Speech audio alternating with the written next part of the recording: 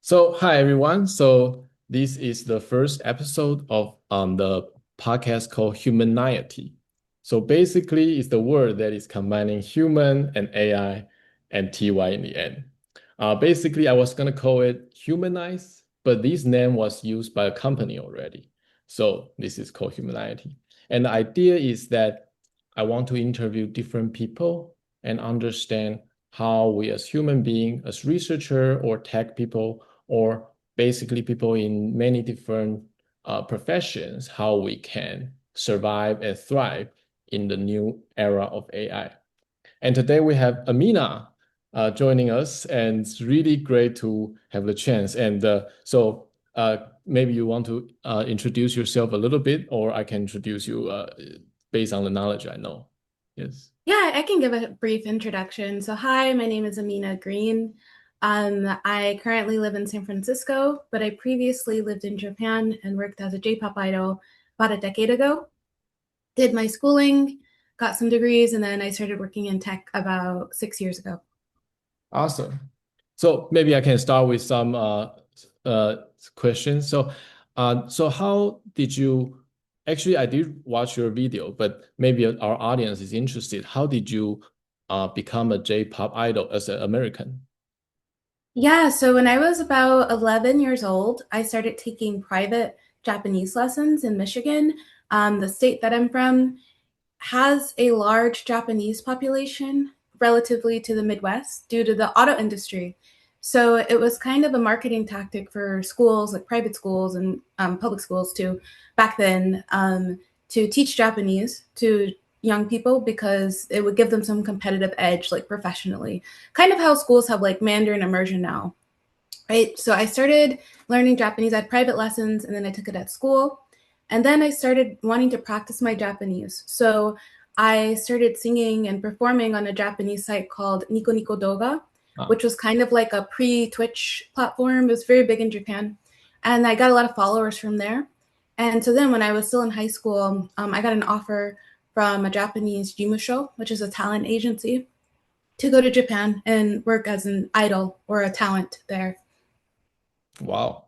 And so would you say there was a specific chance or specific thing that motivated you to actually want to go to Japan? Or it's just at that time it was very cool, so you decided to go?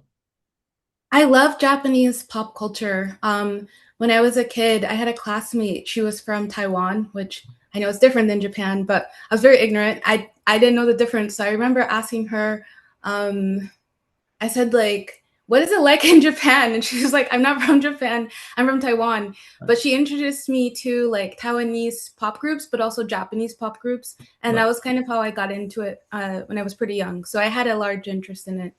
Yeah, my family is from Taiwan, so I'm quite familiar. Oh, And wow. we had long history with Japan, so there is a lot of culture exchange and all that. So yeah, awesome. Yeah, when I lived in Japan, I had a lot of friends that were Taiwanese. They're so kind. That's the one thing I remember about Taiwanese people is that they're very kind. And so so when you were like high school, then you have this opportunity. So you just go there and you study there, right? You study in Japan and also I do started. right. I started undergrad there, yeah, at Temple University. They have a Japanese campus, so I started there. I was also going and doing lessons for singing, dancing. I was solo at first, and then performing like on the circuit of underground idols in Akihabara, which is like the gaming district, nerd district of Tokyo. But then pardon me, I auditioned and was able to join a group after about a year of being there. I also won like a contest held by a Japanese publisher. So I started getting some traction, like being on TV. I was never like very famous or anything, but I was in a group for a while. But it became very hard for me to manage school and idol. Mm. So eventually, like, I did drop out of school while I was there for a few months and did not do idol stuff. I got very burned out. So I ended up going to London, and that's where I finished a research degree. Awesome. So I'm actually very interested in the industry part. So when you were in Japan, was this idol industry like a very sustaining, and do you actually can earn like appreciable income? Yes, this is a great question. Japan, Tokyo, and all of Japan is very affordable, even more so now, but back then it was. So Mm. I would say I probably earn the same as I would at McDonald's. Oh, So, um, so it wasn't fabulously wealthy or anything, but like the average idol salary, I think is about $2,000 a month, which again is not great, but sometimes housing is included. So your company might pay for you to live in a dorm or housing. I mean, if you're like an 18-year-old in Tokyo, $2,000 I think is enough to live a pretty decent life. But yeah, it's not something you're going to get really wealthy from. Even the most famous idols, I think the most that they make is about the same as like a software engineer at Google. So wow. yeah, Wow. That's not a lot, actually. no, yeah, for very famous, like always on TV, it's not that much. Right. And did you learn that because I actually watched your video a little bit, so did you learn that you didn't like the culture that much? But I actually want to ask two questions. One is, did you learn that you didn't like the culture that much? But the other question is, if everything is according to your dream, what would that be in this industry? Okay, so first question, did I not like the culture that much? There's difficult parts of the culture, definitely. There's difficult parts of Japanese culture. A lot of the issues I ran into were just issues with show business. So I would have probably had those same issues if I was in Los Angeles or Korea or somewhere, right? It wasn't Japanese issues. But I mean, there were some hard parts. You have to work very hard, but I still am very appreciative of the opportunity that I had. It was really formative for me. And then the next question was my dream. Huh, what would be my dream? Great question. There's a lot of self-produced idol groups now. And that was something I wish I had. I did produce some songs myself, but I wish I had explored a bit more. But I think my dream is a world where idols and all creatives can really produce themselves and put themselves out there, own their music, own their likeness, everything. I think that's really important. I see. So what you're saying is that, just for me to understand better, so what you're saying is that uh, because a lot of these artists or idols, they are packaged by their company, so they are not necessarily showing themselves. But for you, you want to be like the kind of you want to create your own image. Is that correct? Yes, yes. So like think of like you're selling a CD as an idol group or like I don't know, whatever, like you're going on TV. It's the company gets 30% and the group gets 70%. That's like everywhere around the world. I think that's the usual split. But let's say there's 10 people in the group. So that's 70% Yeah. split into 10, right? So yeah, that's a big chunk, right? Of your income is taken. Like I think as any creative, you should have the right to the work you create. So yeah, that would be my dream. So if I want to be a J-pop star or J-pop Yeah. idol or K-pop idol, whatever, because I Yeah. Yeah. K-pop now is more popular, what would Yeah. be the what would be the thing that I need to be good at? Or I'm just curious. I just think it's Yeah. interesting. Yeah. Well, yeah, like well in Korea, they're very, very focused on talent, which I think is great, but they want like the whole package. I think in Japan, it's more most important that you can connect with people and Oh, tell a story. Like your talent is it should be like you're trying hard, right? But they don't expect you to be perfect. So as long as you're trying your best, people actually like to see like, oh, this person they started off they weren't that good, but she tried every single day, and I like to support them as they get better, and I can connect with them, right? Like you want to have this human story, and like it's almost like a pseudo relationship, like a friend that the or like maybe even the fans are projecting themselves onto you, right? Because they're working hard at their job, they feel beaten down by society, and you kind of give them hope in that way. Whereas in Korea, my understanding is that they are incredibly strict. So they want you to be perfect. There, I think it's a bit tough. It's very tough there. And they're really good. So, and what would you say is the most interesting story or most exciting aspects of working in Japan for this job? oh, that's a good question. Um, hmm, exciting. Well, I guess this isn't really that exciting. It's a little odd. I was asked to do a photo shoot event, which is like kind of otaku, nerdy people. They just take your picture and you wear cosplay. But they asked me to do it in some weird, I shouldn't say weird.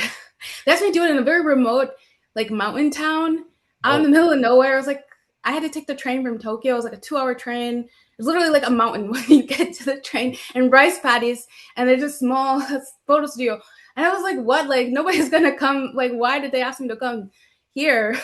I was really surprised. But actually, when I came, they had like a kimono waiting for me to like, and a kimono dresser, food, and there were people who actually came to see me and they right. knew like my catchphrases and stuff. And I thought that Oh. was pretty cool. So But would you consider, because you say you're ex-Japanese idol, but would you actually ever go back and perform, or maybe some kind of opportunity? I'm just very curious about that. yeah, I feel like I'm a little too old to be an idol. Although there are idols now that are like almost late 20s, 30s now. I think I would like to do DJ or maybe modeling in Japan or I've even thought about producing my own idol group. So maybe I would do that someday. That means that your own idol group means you choose your idol, or you, oh, I see, and you I train choose them. them, I train them, I make the music, help them perform, yeah. But I Wow. wouldn't be in the group, yeah.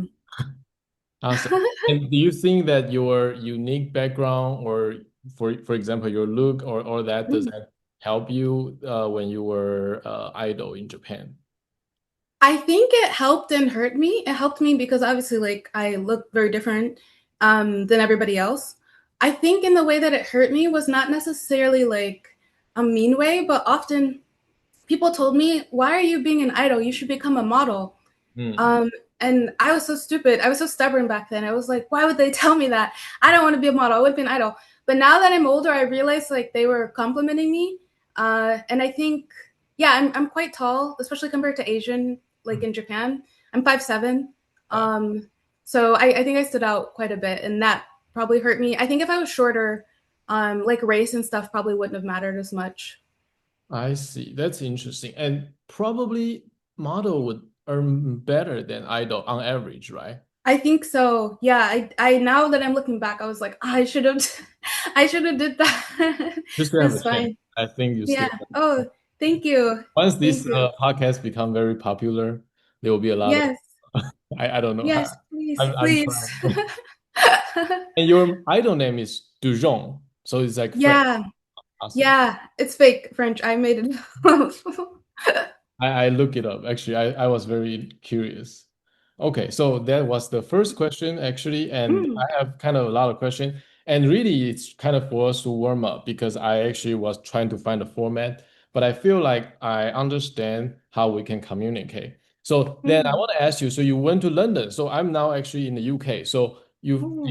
is your London experience motivate you to move to more tech, or you already thought about moving into tech beforehand? I actually thought about it when I was an idol. I was like, I want to just like move to San Francisco and do a tech boot camp. Right. And I didn't know how to do that, and I wouldn't have had a college degree. I knew that San Francisco, I mean, I wish this was the rent now. Back then, it was like $2,000 a month. It's crazy, San Francisco. Now that'd be a steal. But like back then, I was like, how am I going to do that? So I wanted to finish and get a degree. So I went to London. I see. Which school was that? I'm curious. I went to University of East London, East and they London. have a really good anthropology and sociology program, like one of the most famous, I think, sociology programs in the country. Mhm. I see. I see. Sorry, I need to get back to the frame. Yeah, Um, you're good. so I see.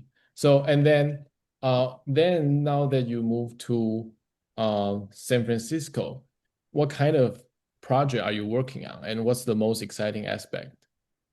Yeah, so when I first came, I worked at a nonprofit, but I was helping them do like some technical stuff.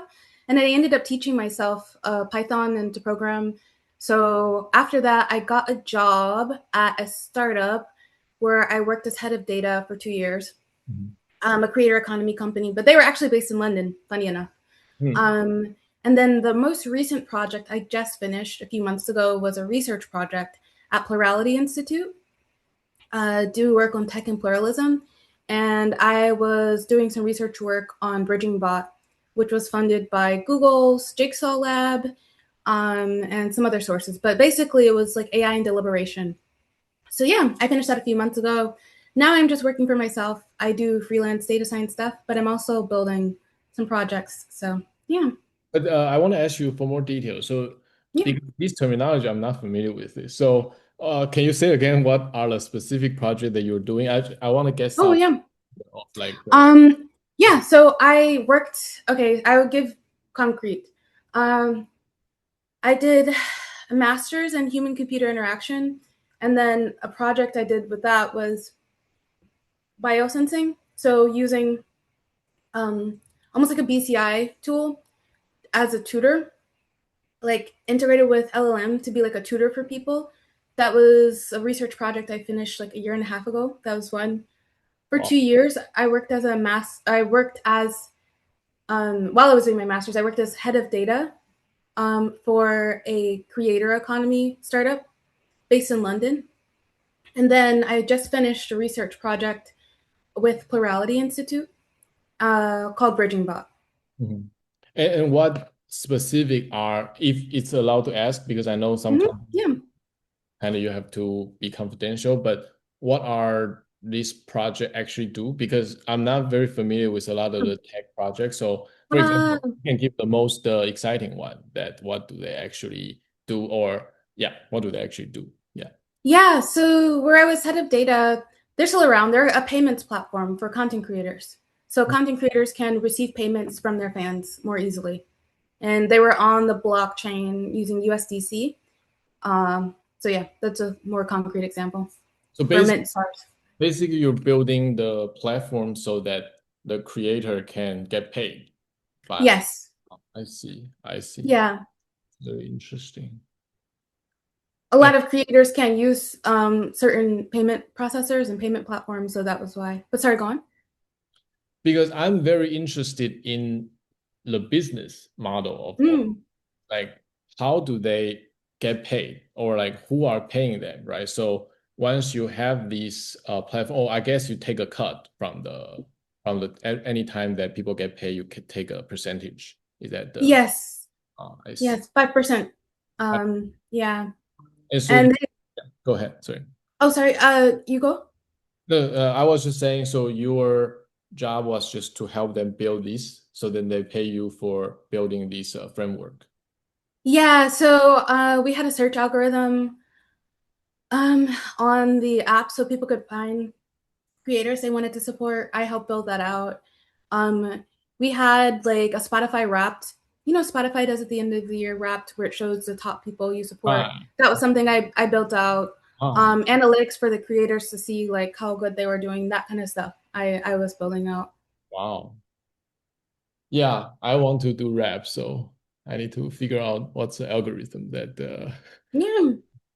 so awesome. So this is really cool to know. And then, so maybe the key question today I want to ask you, so what's the most exciting thing that you're thinking about? Doesn't have to be a specific project or just an idea or anything that you want to share. And I'll ask you for more specific thing, but that's basically what I'm most interested in. Yeah, what's most exciting to me right now is working on games. I really just enjoy it for fun. Mhm. Maybe I'll monetize one, maybe I won't, I don't know, but it's just been really fun so far. So you're building new games, Yes. like computer game, video game type of game. Ah, Yes, computer games. I want to do some mobile stuff too. I see. And do you feel that this type of thing can help people in a fundamental way, or it's just a fun project, just a passion project? Like, yeah. Hmm. I think right now it's just a passion project. I do think that there are a lot of opportunities though for games, specifically like with learning with like young people. I Right. think like play and like joy is a really good medium for like teaching. So yeah, maybe I'll make a learning game someday. Right. And I also saw your blog. I did not blog, your website that I see you Yeah. wrote a lot of very interesting thing. You wrote about like feeling machine and all that. Can you talk a little bit more about these interesting topics that you wrote about? Yeah, so I want to write more about it, but like I have two blogs. The one that's feeling machines, essentially, I want to explore affective computing or emotional computing more, which is essentially the idea that we can give computers the understanding of like emotions. I'm not sure if that's still possible because we don't fully understand what emotions are in humans, but I think it's an interesting exploration. An example of a post that I made was motivational learning as a tool. You know, like in reinforcement learning, you can do also motivational learning as a tool to teach AI emotions. But there are also some other factors, like turn taking was something I wrote about. Um, I think you work in AI, right? I have You some know, project on that. I'm not the expert in AI or computer science, but I have some oh, project to that. My main projects are fundamental theoretical physics and recent. oh, So I know very wow, little, but yeah. I'm very curious. Yes, yes. Oh, wow, I saw you have number theory. That's quantum number theory. Wow, you're so smart. Oh my God. It sounds cool, but it's just so basically, quantum number theory is just number theory for quantum number. But if you Oh, combine them together, it just sounds cooler. So that's why I coined this term. So that's yes, amazing. Yeah, I hey, can give that's you so more, good. but Yeah.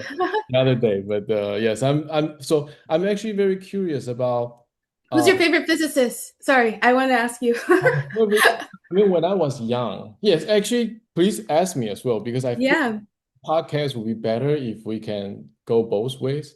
But I'm still Mm. learning the format. So when I was young, definitely my favorite physicist was Einstein for sure. Oh. Think most of the people who become a physicist when they were young, of course, I don't know if it's true, but at least for me and for several people I know, they want to be like Einstein. We want to Mm. like one day to be very smart, to be known by everybody. But then we found out it's not that easy. Like Yeah. was very smart and did a lot of amazing things. But it was Einstein. And now then, when I grow older, there's a lot of other idols that also make a lot of great discovery. Like in the US, there's Feynman. In Mm. in UK, there's Dirac. In Mm. India, there is Ramanujan. I think I'm saying it wrong, but Yeah. mathematician, of course, they are not physics. He's not physics, but mathematician. So a lot more people kind of shape my view and my philosophy of doing science. Yes, Wow. it's So a very cool. of course. My favorite physicist, of course, is myself. That is, Yeah, yes. That's great. Yes. I have this. I feel like this is an athlete mentality. For example, if you Mm. ask Mbappe who is the best football player, he will say it's himself. So I think as a physicist, we also should think that. But yes. It's a good mindset, I think. Yes. So actually, I want to ask you more about the emotion, like Mm. emotion of AI or that. I have a project that is loosely related to that, so maybe we can chat more. But Yeah. what do you mean more concretely? Of course, we can use some large language model as an example, but let's just pick some of them. What do you mean that they can have emotion or they don't have emotion? Like what's the definition of that? Can be a vague one, yes. Yeah, this is something I'm still trying to figure out myself. I've considered doing a PhD, but I don't think we fully know what an emotion is, because we can have a sense of like what it means culturally to us, but even in different cultures, like emotions are expressed differently. There's all these physiological differences that like different emotions have.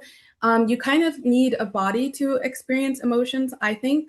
And I think that that will kind of limit the consciousness question for AI. If we're going to say that these tools are conscious, I think that to be fully conscious, personally, they it seemed like they would have to have some sense of emotion. Um, Something I wrote about, and I think it's worth exploring a bit more, is turn taking. I think I was saying how like we're talking right now, right? It's a little hard because we're on Zoom, but I think we have a good sense of like when one person will talk, when the other will talk. You know, this we kind of have these things, just even these micro expressions in our faces. If we were in the same room together, it would be small little tells that we don't even know we're picking up on, right?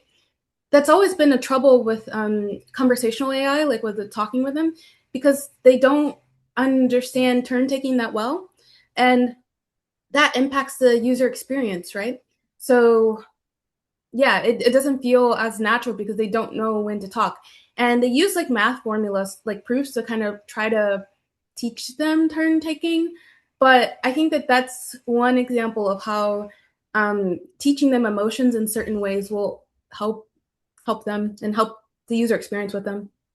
Right, that's a really great point. I see. So the utility of the emotion for this AI, let's say even a regular chatbot, is good Mm. at because they have to interact with human. So if you can engineer emotion into them, then it will help the user experience. I see. That's actually a great point. So I have a related project. It's not, yeah, I did it with some great researcher, but we didn't have enough time to have a really kind of crafted results. But I was exploring like neurodegeneration of all these AI system, like how to, for example, how to make them more stupid, how to make them Mm. dementia, all this kind of thing. So, but I think these are all kind of a similar area that try to make this AI more human and also make us interact them more comfortably and also help them to not destroy us in the future. Hopefully, that's can be something. For Mm. example, if we can implement some emotion into them, maybe that can also regulate their ethics or things like that. Of course, it's a deep topic that require a lot of work, but there seems to be a lot of interesting thing to study. So would you think that would be one of the project you want to pursue more? Maybe, yeah. Perhaps, yes. And Mm. so that's the kind of I want to ask you more about the games, but I actually have also have a related question for a more lighthearted question. So how do you find the San Francisco life to be? Oh, I've lived here for 6 years. I enjoy it.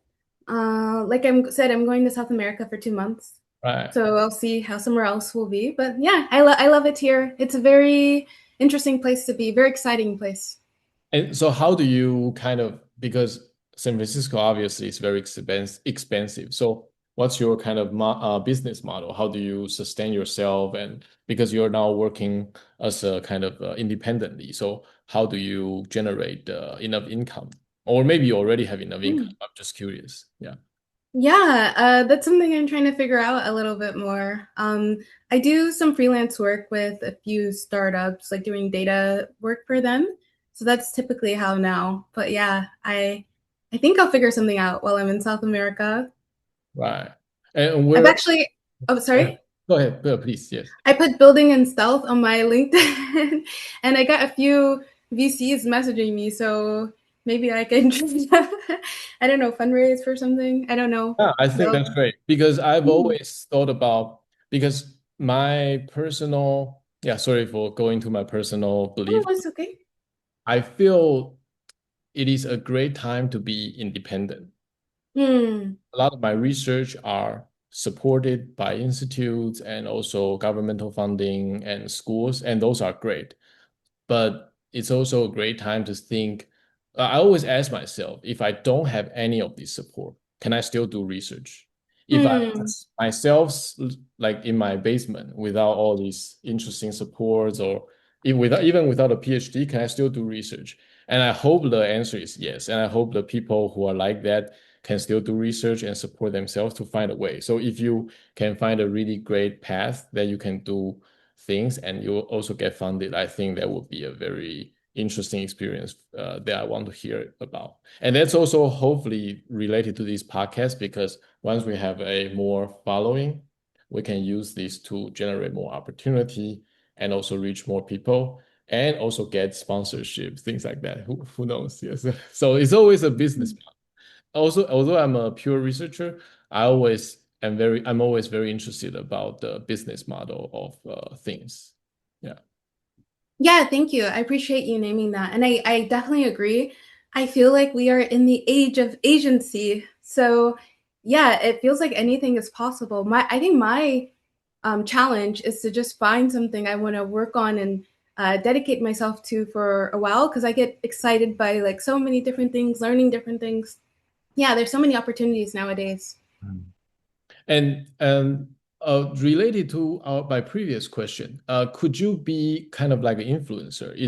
Do you think, have you Oh, tried that before? Like, because I've met some people that want to be influencers. Some people become successful, but I also know it's a very difficult thing to do in some sense. So have you tried that as a way to kind of get income already? y- yeah, that's a great point. That's something that I am planning to explore a bit more as I have more time while I'm traveling.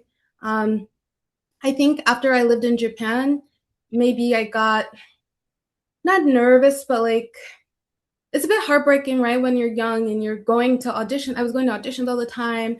Sometimes they're yes, but you hear a lot of no's. Mhm. It's very hard. So I think for a while I didn't want to be like in the public, like I was more nervous. Now I have more confidence. So yeah, it's something I would like to explore. Yeah, I think that's a great point, and we should definitely think about if there are projects we can do that Yeah. meaningful and can reach more people. But that's the good thing about social media. You don't have to hear people saying no. You can just Hmm. there's always some people say yes, right? So there's always people who are not interested in the content. That's fine. But there's always some corner in the world because there's so many people. There's a corner of the world that those people might be interested. And as long as you have enough following, then you can support yourself. So I think that's a really great. So I think it will be different from your experience as an idol, I hope. Yeah. Yeah, thank you. That's a great point. That's my thinking, but I can be wrong. Yeah. And I also have a so and also I'm also interested in the San Francisco culture because I haven't lived there for so long, but you've been there for so long, so you must know more. So you have met many interesting people. I read your tweet that you met Mhm. some millionaire. Is that the like you met millionaire and people who are very rich in the tech? Could you share Oh. the experience or I'm just curious because also to Um, make oh, the go on. podcast more fun. Yes, go ahead. Yes. Yeah, did I say I met a million? I mean, I have before. Yeah, it's interesting because I was here before the current AI boom. I was like, there was before that was like the SaaS kind of boom, like in the 2010s in the app boom. I was kind of in between those when I first came. So I Mhm. feel like I got a chance to see both cultures. It's interesting because I think on Twitter, people don't really understand that there's not really one tech scene. There's like a few tech scenes in SF, I think. And then even then, the vast majority of people in San Francisco aren't in tech. They're just normal, random people. So it's kind of weird to see like all these different things come together. But I think we're at an interesting time with I mean the rationalist culture is very interesting to me. Oh, what cultures? I didn't catch that. Rationalists like in I don't know what Berkeley. that is. Could you explain? Oh yeah. So they are the people who like do you know Eliezer Yudkowsky? Who okay, yeah, see, we don't know. It's like a niche, but like there are people in Berkeley effective altruists like adjacent. They believe like AI is going to kill everybody, but they also like have all these other different cultural norms. Mhm. They're kind of tech adjacent, but not really. But Right. then you also have Relatively. like another community of people who are like more hustle, like founder type, like they're in South Park and SF and like Right. they're VC, like it's just a whole then there's people in down in Silicon Valley. So it's interesting that there's these different like niche cultures within tech. Wow. That's so cool. I think it would be good to interview people in different type of tech culture. I think AI is very dangerous, but I also see it's very cool. So yeah, that's really cool. Good to know. I see. And yeah, I think we have quite a good interview now. Actually, I want to ask you two things. So first, do you have something you want to promote or things you want to talk about that is not included in the thing that I asked you? Anything. Oh, yeah, I would just say follow me on X. It's at Amina underscore IO. Yeah, I don't, if What when I does promote IO? something, I'll put in the What does input output. what does IO means? It's an input output in computers. Oh, Yeah, it's kind of a joke. yeah. Yeah. I see. I'm not even in the computer science community, so I don't even know the its input output. I see. And I see. And if we were do a even more formal, hopefully next time it can be in person. I will visit San Francisco at some point, so that would be great to chat. And if we have another more exciting, like sorry, not more exciting, more like in-person interview, what kind of topic would you want to discuss more? Oh, I like that you're working with number. That's so interesting, but I feel so uneducated on physics stuff. I just watch on YouTube, but I don't know, huh? What I will can we give talk you about? some quick intro to that, just a few seconds. Yeah, But but but, yeah. but if you have any specific question, I can tell you. Yeah. Oh, okay. I don't know. I don't have any specific. I'll let you know if I come up with Right. ideas for in-person interview. But I like what we talked about today. It'd be good to kind of like rehash that and maybe talk more about it now that we have some practice with talking with each other. Yeah, yeah, definitely. I started to understand what kind of question is good and bad, but we'll also hear feedback. Hopefully, people watch and will give comments, suggestion, all that, and they can tell us what kind of things are more interested. Yeah, they are interested or yeah, awesome. So thanks a lot for the chat, and if you know how to reach me if you have any question or things. And so the plan is I probably won't edit it because I want it to Mm. be completely like informal, relaxed. That would be the kind of the theme of this kind of conversation to begin with. So I want it to be informal and capture what we actually talk about. And then we'll get a lot of comments, suggestion, and we'll change the format. So I will post it once I figure out which channel I post. And then I'll share with you, and you can share with whoever.